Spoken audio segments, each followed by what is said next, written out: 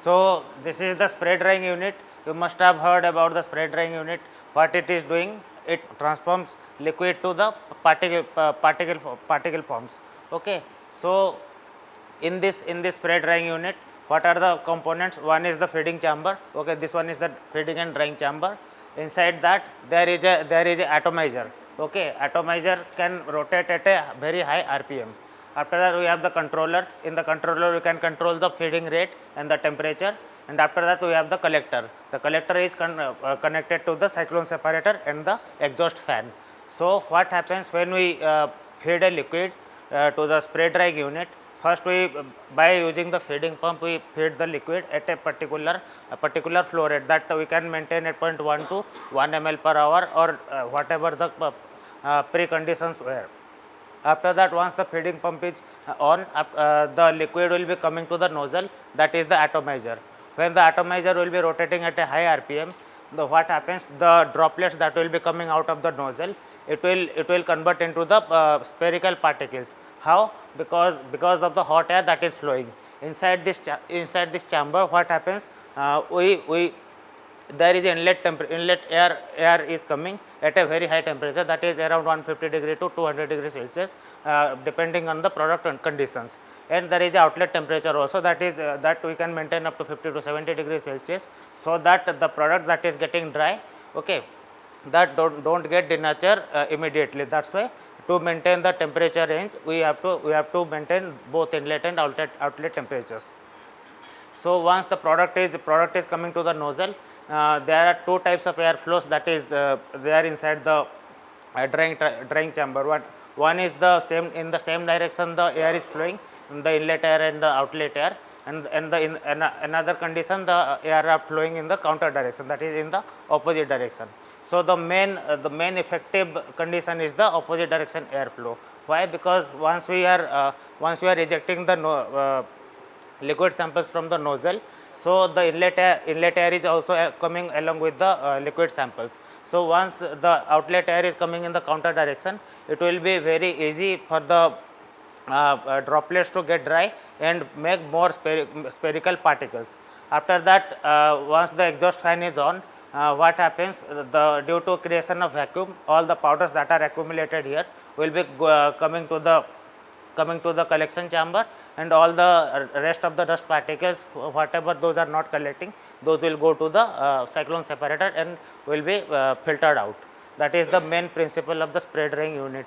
So here we can check based on the product, we can control the temperature also, the feed rate also, and we can make particles from various types of liquids, emulsion liquids, such as we cannot make powders of very viscous liquids. That's why viscosity is also important for the formation of powders from the liquid. So we can apply the spray drying powders in many applications, like if we are encapsulating anything in an emulsion droplets, so we can directly make it a powder form, so that the shelf life of that encapsulated bioactive compound will be increased.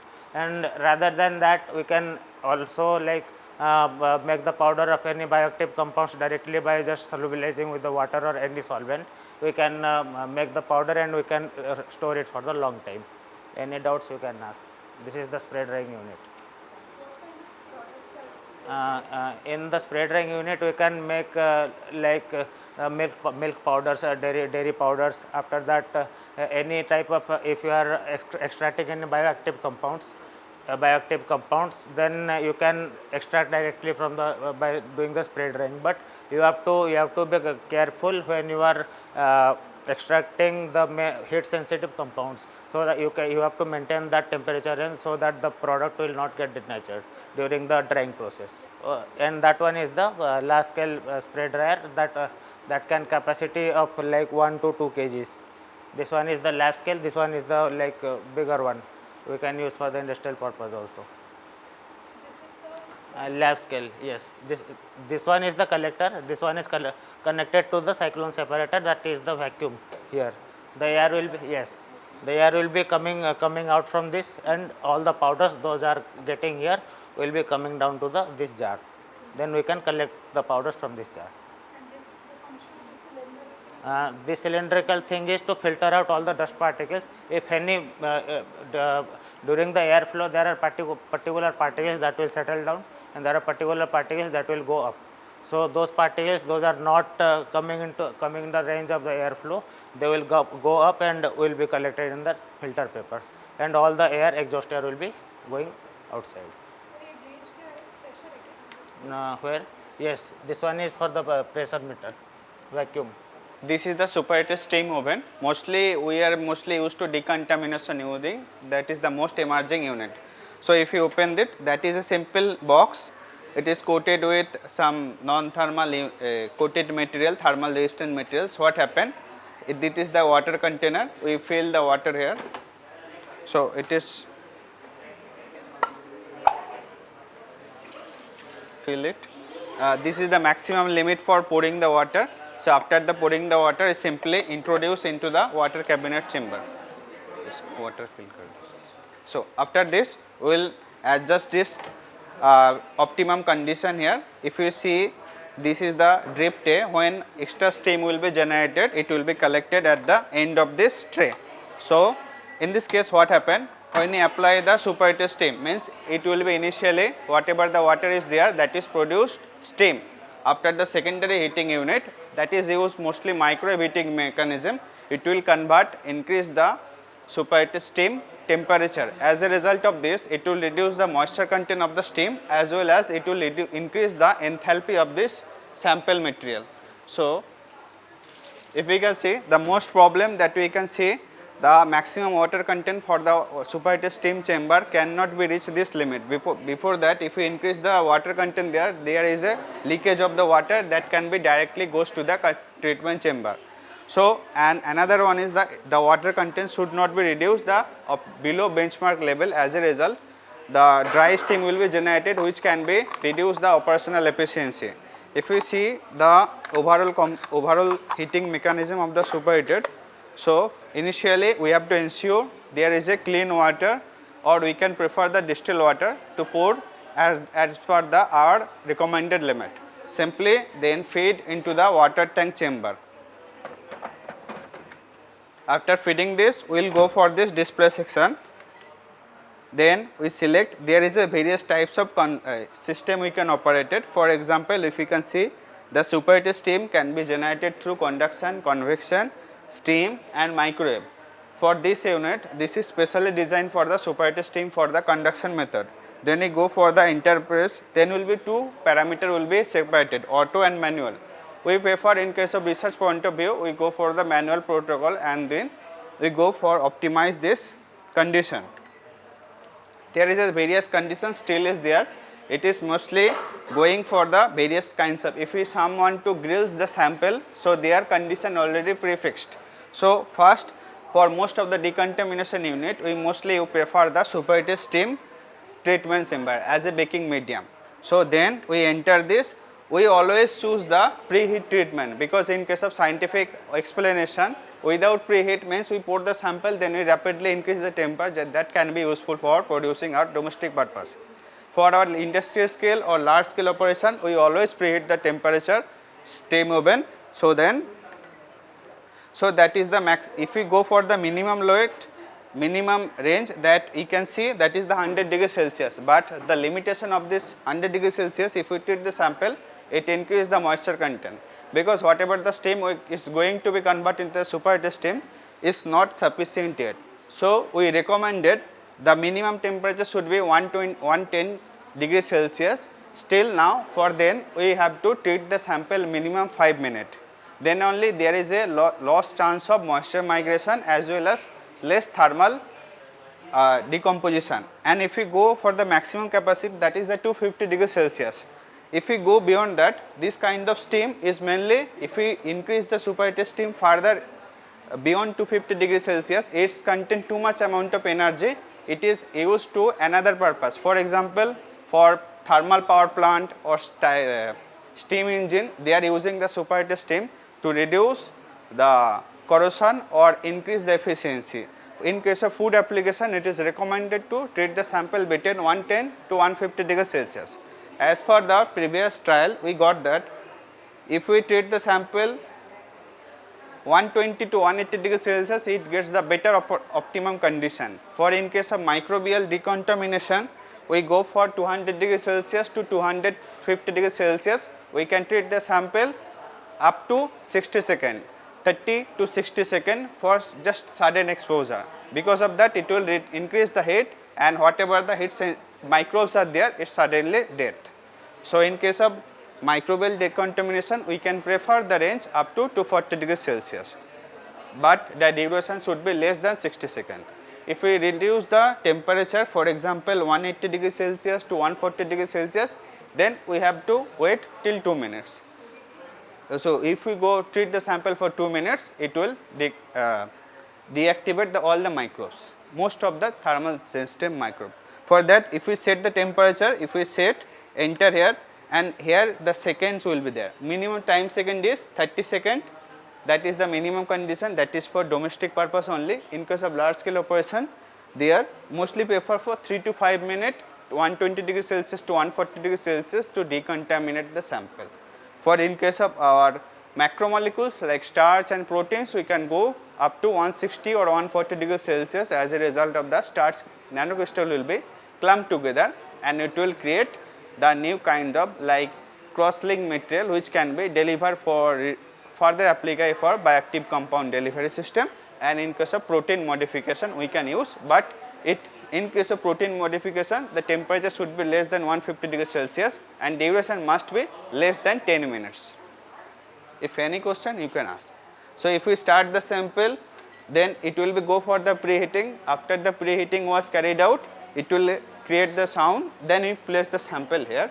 After this, simply instantly we convert into desiccator. After the desiccator, then we can use the sample.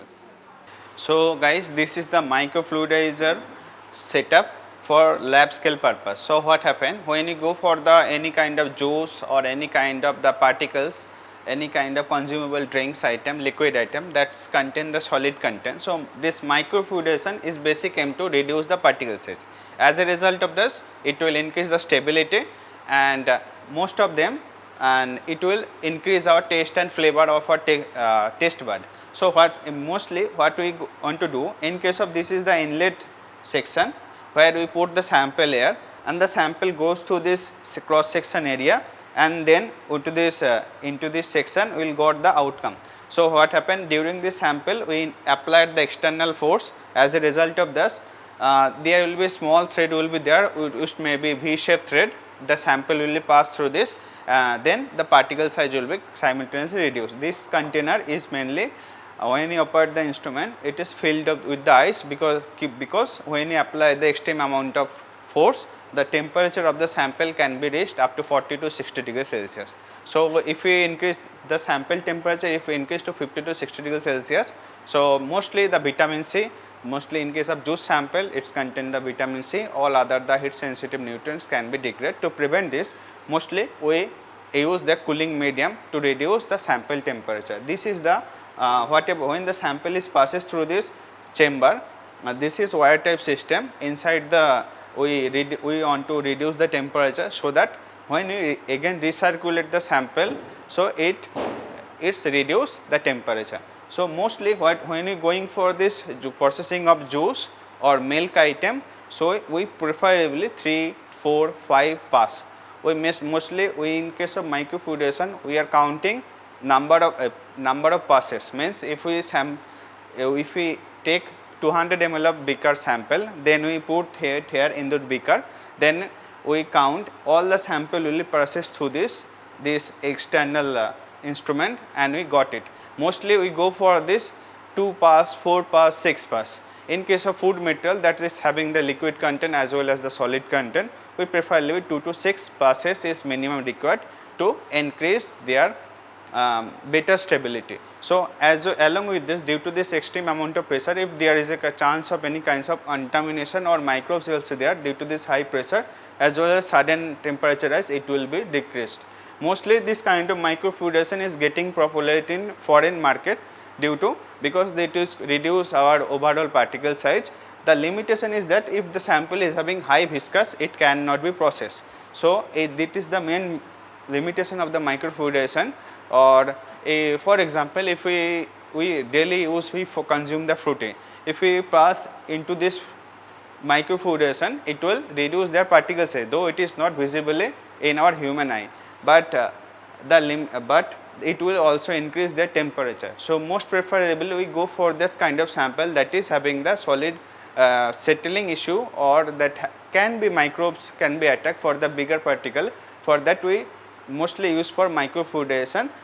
Here the main principle is to apply the pressure, that's mainly plunger pump or external centrifugal pump also we can use into the internal section. Then it is applied the pressure about 400 to 800 megapascal, or beyond that we can be go. So due to this extreme amount of pressure, this amount of narrow gauge, when the sample is processed through this gauge, it automatically reduce the size, particle size, as well as it gets the better stability, and it prevent the decontamination of this unit. So okay guys, this is the basically rheometer setup. So what we can see, this is the rheometer attachment.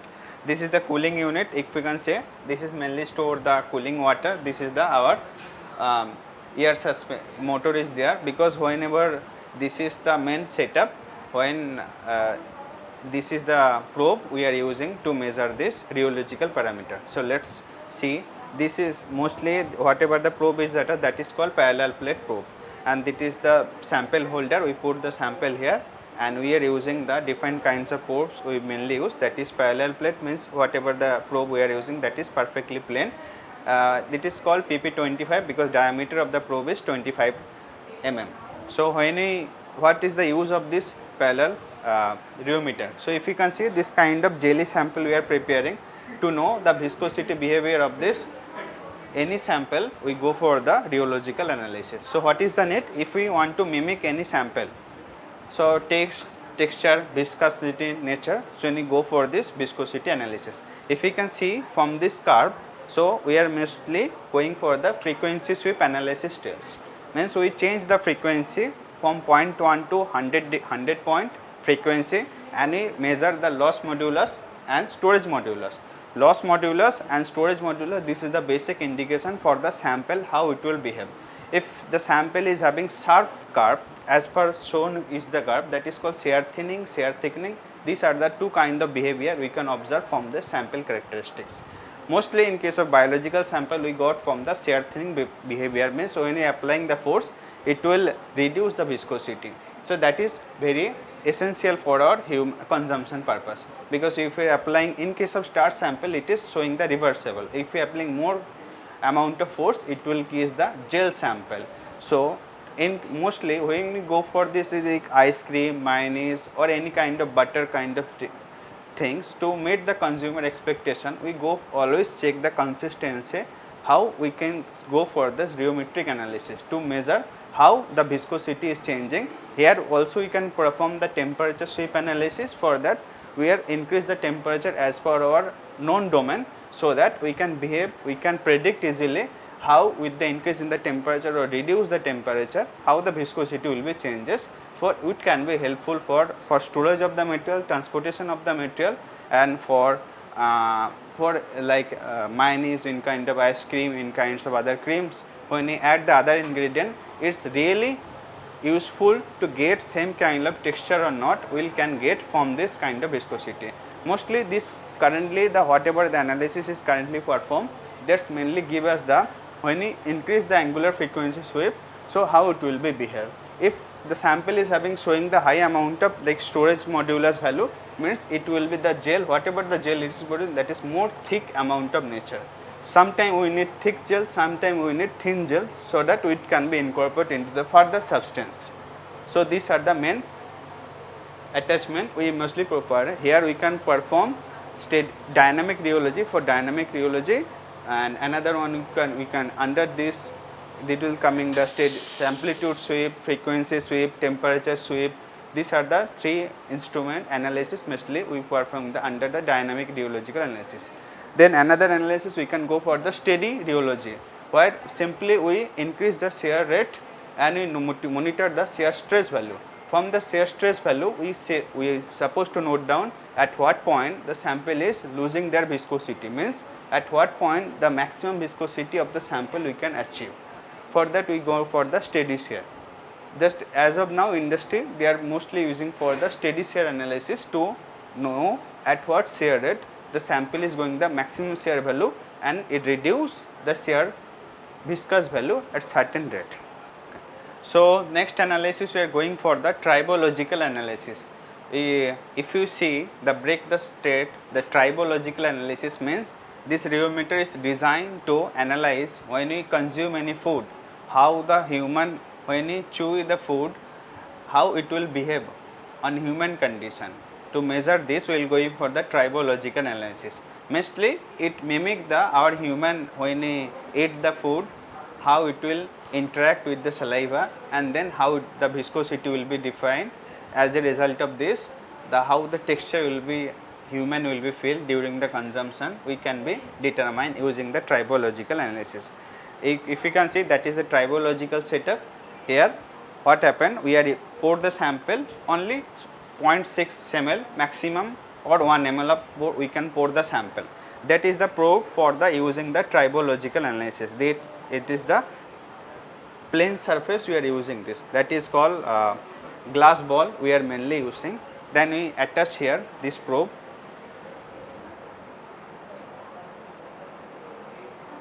So after attaching, as per the we give the command to the rheometer what are the sliding viscosity or velocity we needed, then the probe will be calm and with the contact it will rotate. So as a result of this we will get this kind of graph. So what we can see, if we increase the sliding velocity, there will be instrument will be determine the friction factor. Means when we consume any food, between the between tongue and our upper palate, there will be friction will be generated. Because of that we get our the sample how it is smooth in texture. There is a, if the particle size is some larger in particle size, it will create much more amount of friction. If it is the particle size of any sample when you consume, that friction factor is less. So what we are doing when we mimic the food texture, so we use mostly the market sample we are using, then we are using our prepared sample, then we run as per our predetermined condition to measure how when the food will be consumed by the human body, how much amount of friction will be generated at various points of time. So based on that mostly we can manipulate the sample. For that we can reduce the particle size, we can reduce the viscosity, we can change the composition. For after doing everything we are just mimic the sample as per our natural food. Mostly the problem is that when you consume any plant based item, so the limitation is that it's the texture when you consume it is far different from the animal based proteins.